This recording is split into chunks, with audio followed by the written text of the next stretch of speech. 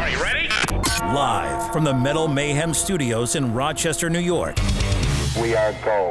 We are go. And heard around the world by metalheads just like you. This is Metal Mayhem ROC. Heavy metal music. Your weekly dose of metal music, interviews, album reviews, news, and more. Want to be part of the show? Send us a message through our website, metalmayhemroc.com, or hit us up on Facebook and Twitter. Search Metal Mayhem ROC, a proud member of the Pantheon podcast team. It's getting nice and heavy. And now, welcome tonight's host, John the Vernomatic Verno.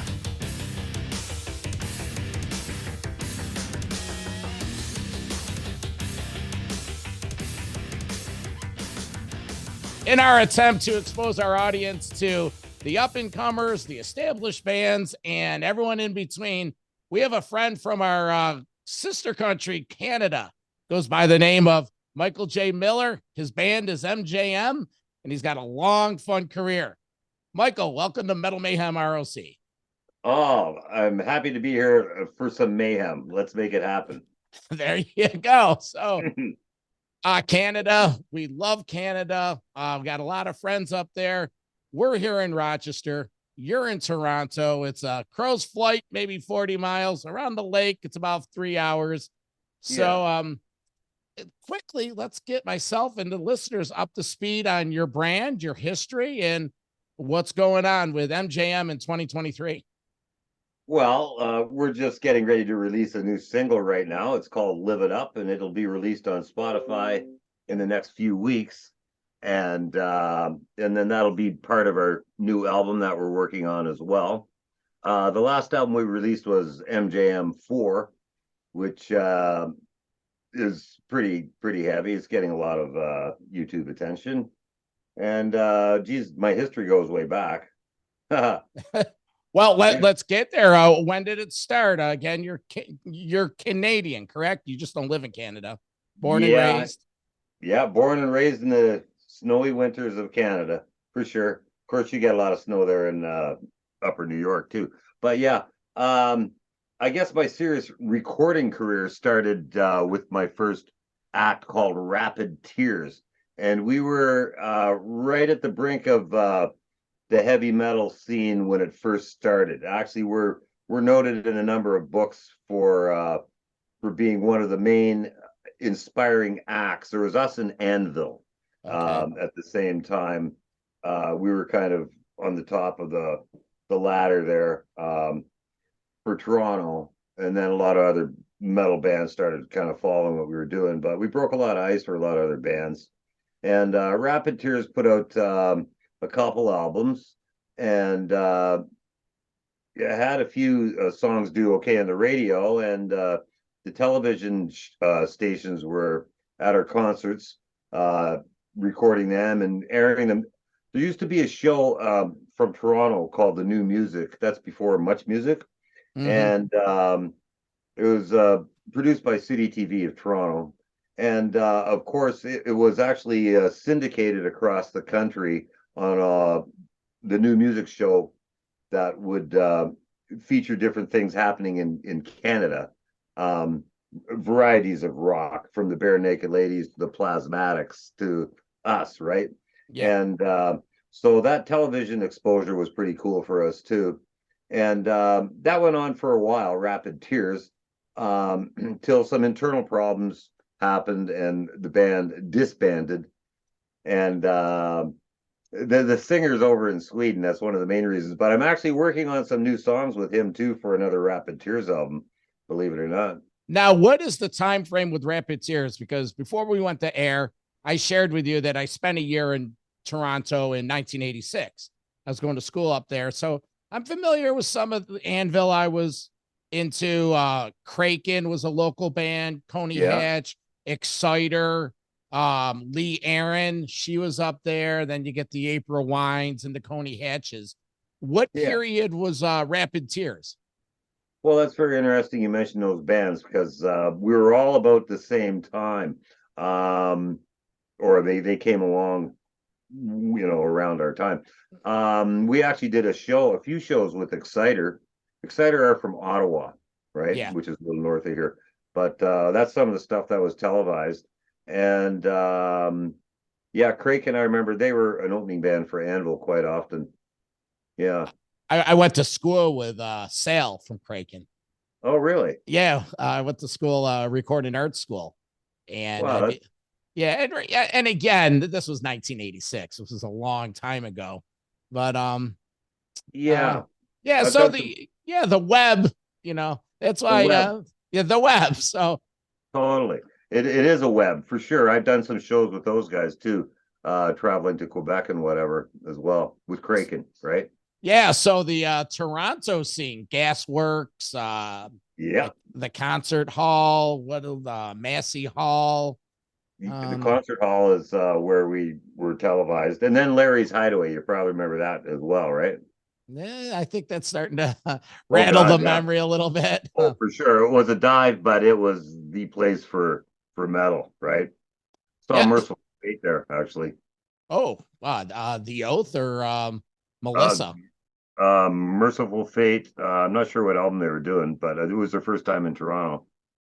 Yeah. Oh, It's that's funny. There was um it wasn't a Kerrang magazine, Art Shock magazine in Europe.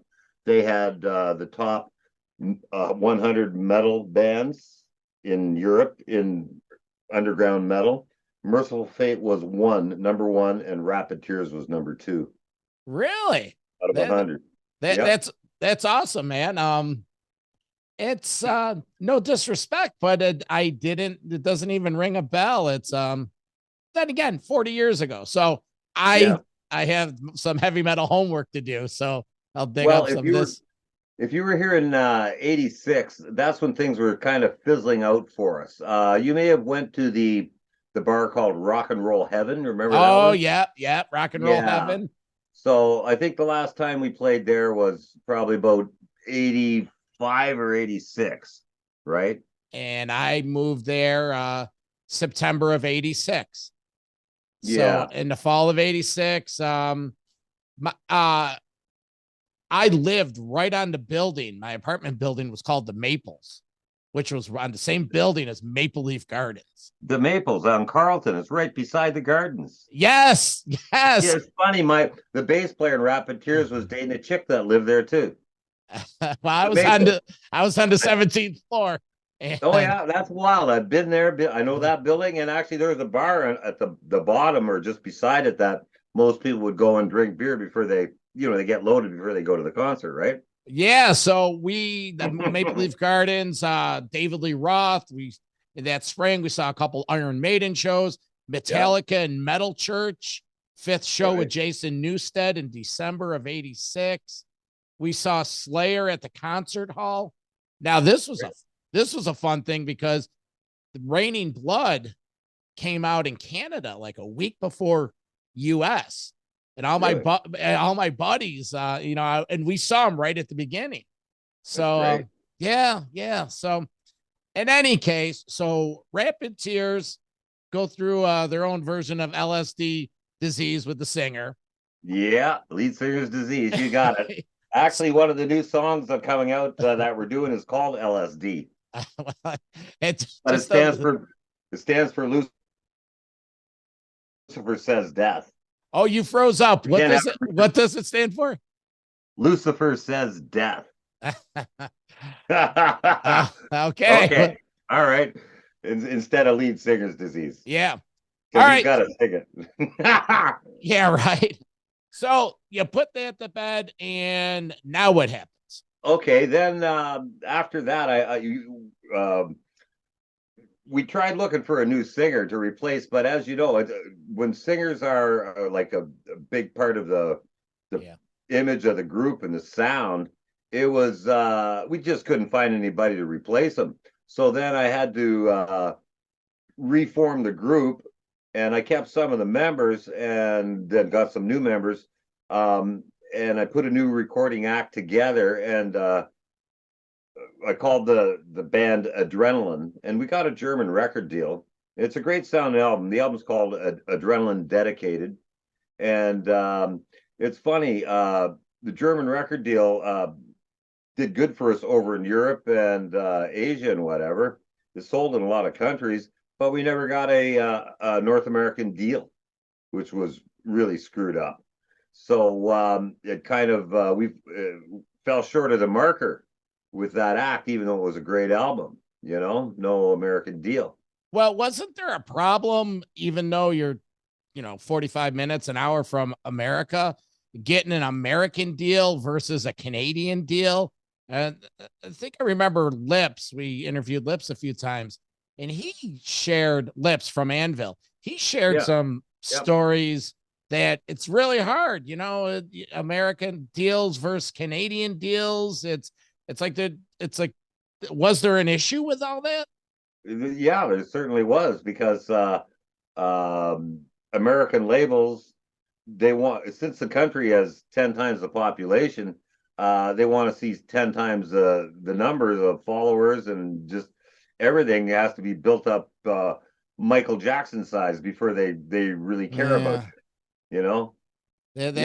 That's tough, because really, Canada, you have the Eastern Canada, Toronto, Ottawa, Montreal. Yeah. And correct me if I'm wrong, but then, you got the West Coast. It's such a huge country, and there's 30 million, 40 million Canadians. Yeah, there's about 4,000 miles between here and Vancouver, and in between is farmland, minus a couple cities like Calgary and Winnipeg. Yeah, right? Yeah, it's the prairies. So Adrenalin had a short shelf life, or did it? I kept that going. Lead singer's disease. I kept that going for a while, and problem happened with the singer, and we had to replace him when we were actually recording the second Adrenalin album, and we got another singer that was pretty good, and we thought his voice was great, and we were in the studio recording the album, and after a few weeks, I was waiting for the singer to finish some songs, and he just wasn't coming up with much, and he came up to me and he said, Michael, I'm having trouble recording or coming up with stuff to sing when you're sitting here watching me, which I thought was really weird. He goes, would you mind not showing up for a while I try and get my parts down? And I looked at him and I went, well, this is weird, but sure, no problem, man. I'll stay away from the studio. You go at it with the producer. That's tracks are recorded to get some good luck getting your good vocals down. Yeah. And I left the more time than I should have. And then I called the producer and I said, I have to hear the vocals. I have to hear what you guys have got done on the next album. And I was excited. So the producer said, okay, I'll make you a rough mix of what we've got so far. And so I was excited to get that. It was cassette back then, right? To get a cassette, and I picked it up and I'm all revved to go home and put it in. And I put it on and I hear the song start. The music's cool. And all of a sudden the guy starts singing like a ballerina over top of my metal, right? Yeah. And I just melted. I was listening to it with my girlfriend and we both kind of went, ugh, what's he done to your song? It was terrible. And he kind of all three songs were kind of like that he sang on, right? And I thought about it for a while and I just went, this is not happening. And I actually quit my own band.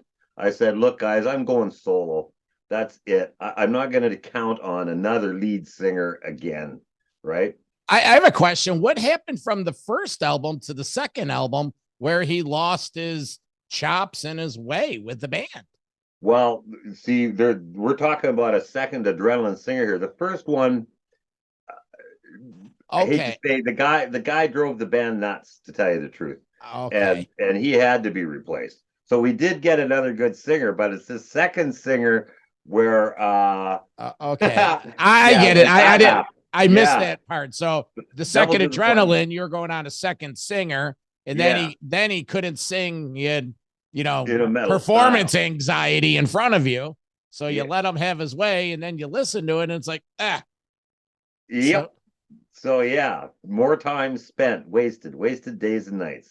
So why did you fire the band? Why didn't you just fire him and then you start singing like you eventually did?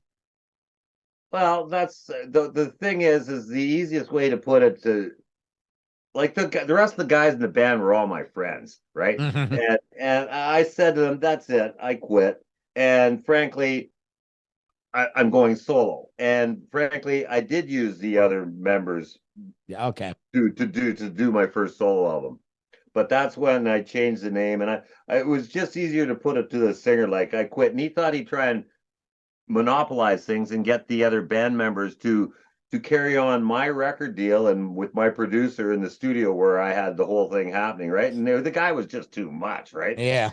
And of course they all went, sorry, no. It's kind of like Michael's the man writing the music is his record deal. It's been his band, and no, we're not going with you. And they came with me. Okay. Wow. Wow. It's so Bull roar. yeah. So when was this? Turn of this when was this? Like 2000, late Yeah, 90s? yeah, that's right. That would have been yeah, between about 1999, 2000. Yeah, about 2000. That's right. That's All about when it happened. right. Yeah. So you've had the first half of your career. It's been um eventful, to say the least. Yeah, So mishaps after their mishaps. well, And then I went, you learn from it and you wouldn't be where you are, without it. So well, that's right. I'm glad I made the decision when I did and didn't keep trying with lead singers because they're just like putting, I don't want to say anything bad about lead singers, but yeah. putting my career in the hands of another character that could screw it all up is not a thing I want to do again to myself. Well, did you know how to sing when you took over? I was always a background vocalist, right? So I Okay. did know how to sing, but actually what I did to get my voice more in shape is I put together a Beatles cover group with my girlfriend who was a keyboard player and a singer. And we played all these little pubs and got like tons of gigs and just worked the hell out of my voice while Mm, I was working on the first MJM album. Yeah. okay. Yeah, And just yeah, been working my voice ever since, so it's cool. But yeah, uh, it's a good question because yeah, I was not a lead singer per se until I decided to go solo. And that's when I started the Beatles thing to do the voice. so you start MJM. You go by MJM? Yep. Okay, and you start singing and you start releasing stuff. Couple questions here. One, did your writing change because you had to handle vocals? And did your playing, you know, it's a different dynamics now. Now you gotta, do both, and you have to Well, create it, and then you have to record it, then you have to do it live. How did all that change? that's a very good question that people should know the answer to. Frankly, it would change a few things. When you give a song to a lead singer who's not playing an instrument, he's able to float around in between the beats and add his embellishments wherever he feels like it. That's how you get Led Zeppelin, Robert Plant doing whatever he wants when he wants. Mm-hmm. But when you're playing a guitar, you have to construct your vocal lines a little more on the beat. Like if you look at anything that Kiss sings, their vocal parts are right to the drum beat. They're not out of time with anything. But someone like Steven Tyler again, Aerosmith, he can design his lines just however he wants to sing them and sing them in between beats and whatever, right? So Sure. yeah, the vocal style and how I dreamt up the vocals that did change.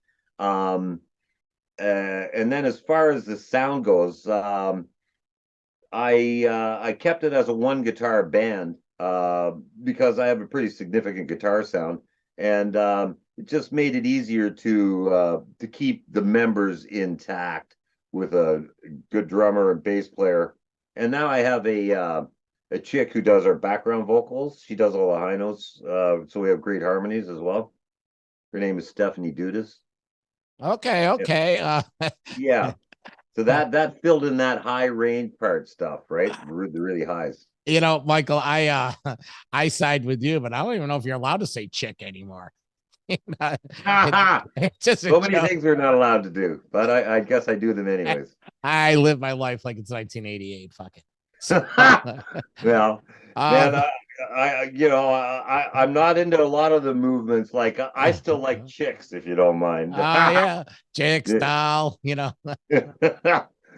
So, As a matter of fact, sorry to interrupt you, but no, I was go just talking to a chick earlier on today who's from Rochester, and she, of all the things, and Yeah. she has a Facebook page and a bit of a organization called the Rochester Rock Brigade. Yeah, Dawn. I know Dawn Dawn. Aurora. Yeah.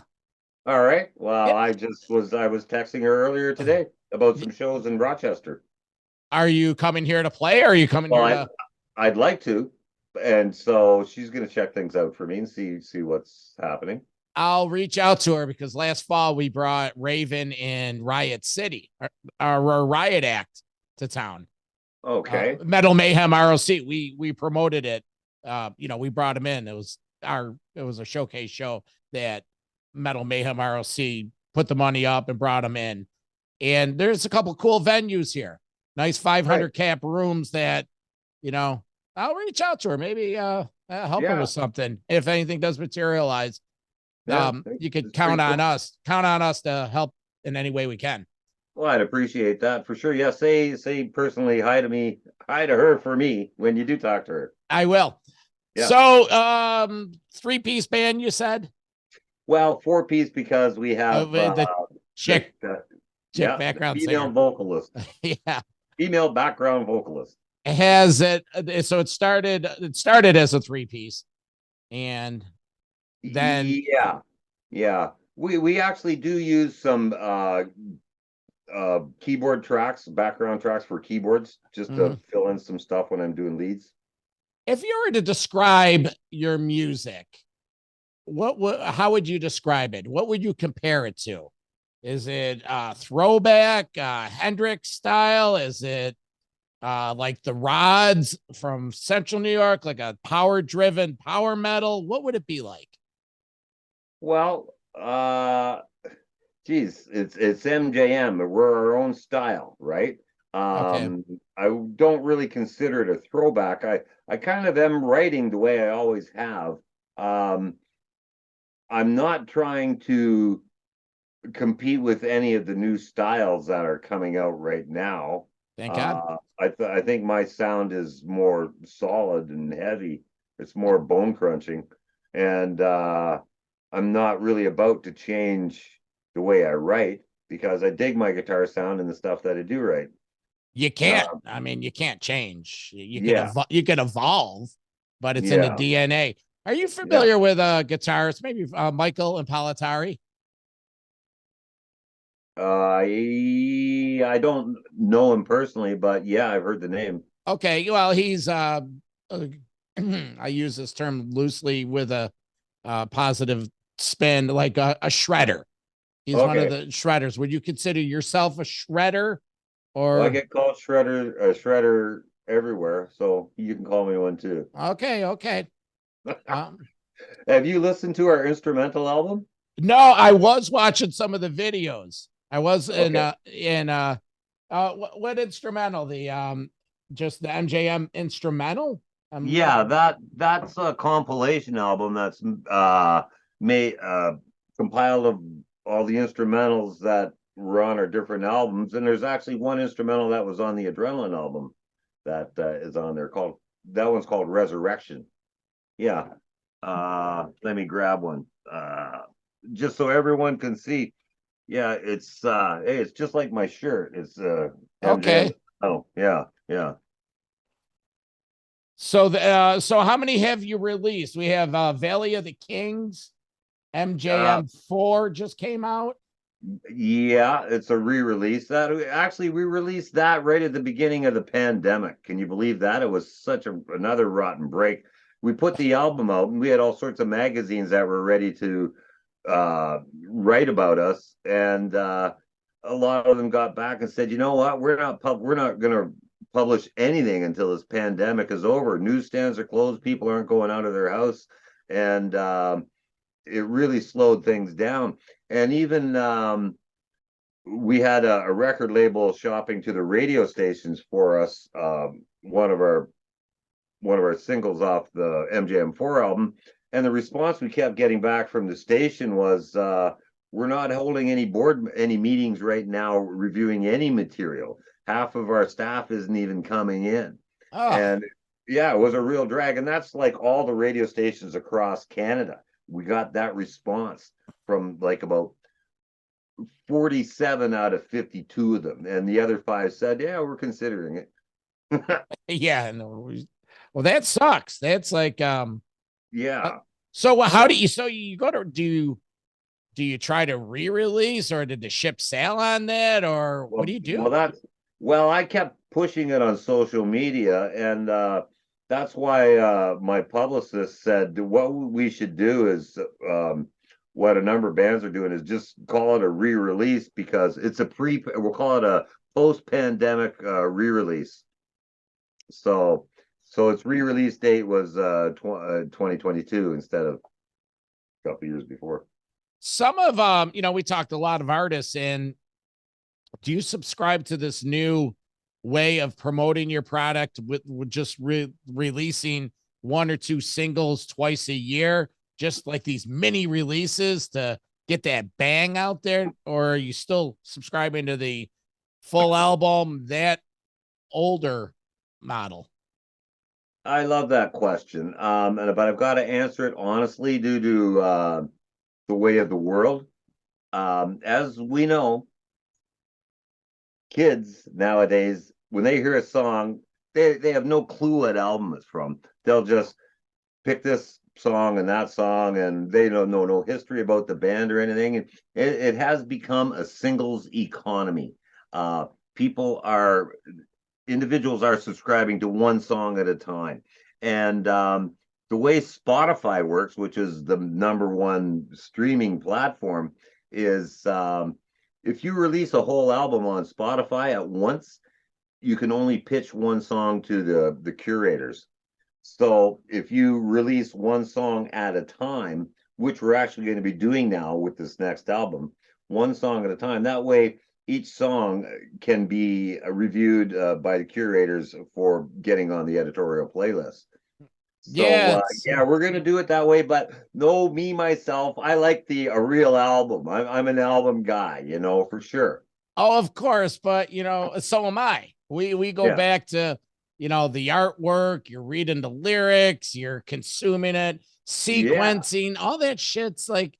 Just last week we were talking with Bobby Blitz from Overkill, and it's the same thing. They released it, but when it goes deeper, when they write, there's always that opening song, and you like the flow of the album, and it's tough, but for sure. You still do that, but then you spend all this time and energy on this artwork, and it ends up on a little thumbnail, if even that.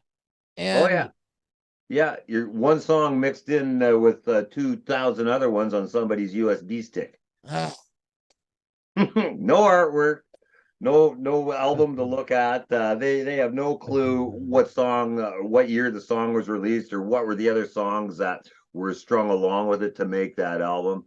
That's really what an album is. It's the era of the band's time. It's their contribution to that period of history when it's an album. Well, we're both showing our age, but even back then, you had you're limited on how many songs you can put on the album. So you want to have filler. What about videos? It's the same thinking, videos for these songs that you're rolling out, or are you able to multi-promote different Spotify song and then the video for that song, or you have to keep them tied together, or people start getting confused? What's the well, like YouTube and Spotify are two different things. You got some people who go to YouTube, they like to watch videos. Other people like to walk down the street with their earbuds on, listening to Spotify with no video, right? So they are kind of separate. But I mean, the bigger your results are on either platform, it all helps, right? What about how are you personally adapting to this new world of social media, what we just talked about with the streaming, the video? Are you adapting to it? Are you welcoming it? Are you enjoying any of it? Well, it took me quite a while to accept it. And then to learn it is a big deal. It's huge. I mean, the amount of stuff that I have to do social media wise, even though I have a manager, even though I have a publicist, the stuff I have to do is endless. Yep. It's just I'm on my computer. It's really affecting my songwriting, to tell you the truth. It's stealing away my time in my beautiful studio where I should be just writing and going to the record company, say, let's record. I'm on here trying to figure out something on Spotify or YouTube, or run an ad on Facebook, or whatever. It's brutal. Like you're preaching to the choir.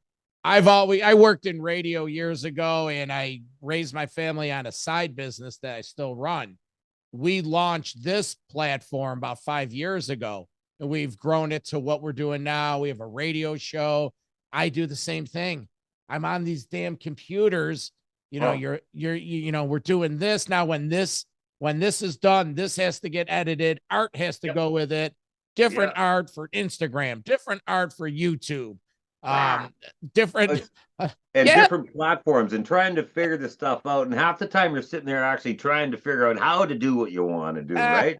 It pisses you off so bad you go to bed and say, I'll fix it tomorrow, right? Or and so you're a creator, but you create with your instruments.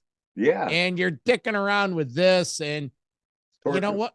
It's your business. So you got to know how to do this. Yeah. You just can't, That's right. you're in no position to have a whole team of social media people handle all this. You wish you did, but you got to learn. So let's talk the music. So 2023, you're rebranding this 2020. What was that 2020 album? MJM 4. Yeah, MJM 4.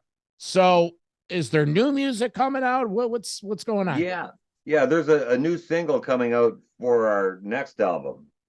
And the new single's called Live It Up. It's geared for radio. It's heavy, it's ballsy, but it's the kind of song that would probably get played on the radio. So that's our first single, and we'll be pitching that on Spotify in a few weeks. And then one of my record company guys is going to be shopping it to the stations as well, radio stations as well. And then we're going to keep recording new songs and releasing them one at a time, and until we're close to a full album. Right? Well, the advantage is you create everything in-house.